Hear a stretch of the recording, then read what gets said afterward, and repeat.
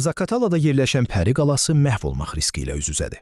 İnsanlar tərəfindən divarların aşınması, yazıların həkk olunması və ümumi baxımsızlıq kimi faktların qeydə alınması abidəyə qarşı biganəlik və vandalizm təhlükəsi deməkdir.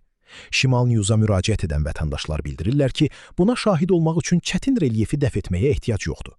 Ora tur təşkil edən şəxslərin sosial şəbəkələrdəki paylaşımlarını izləmək kifayətdir. Yayılan görüntülər bu unikal abidənin qorunması üçün ziyarətçi axınına nəzarətin yetərli olmadığını göstərir. Məsələ ilə bağlı Mədəniyyət Nazirliyindən bildirilib ki, abidə sərt qayalıq ərazidə yerləşdiyi üçün ona birbaşa giriş mümkün deyil. Ziyarətçilərə onu yalnız müəyyən məsafədən izləmək tövsiyə olunur.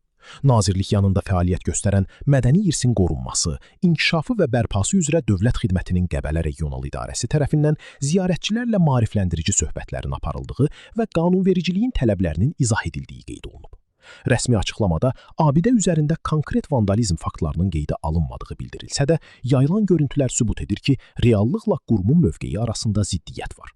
Qeyd edək ki, tarixi abidələrin qorunması ilə bağlı qanunvericiliyin pozulması inzibati və cinayət məsuliyyəti yaradır. Sakinlər və ictimaiyyət nümayəndələri isə məsələ ilə bağlı daha ciddi nəzarət tədbirlərinin görülməsini, qanun pozuntularına yol verən şəxslərin cəzalandırılmasını və tarixi irsin qorunması istiqamətində təcili müdaxilə tələb edir.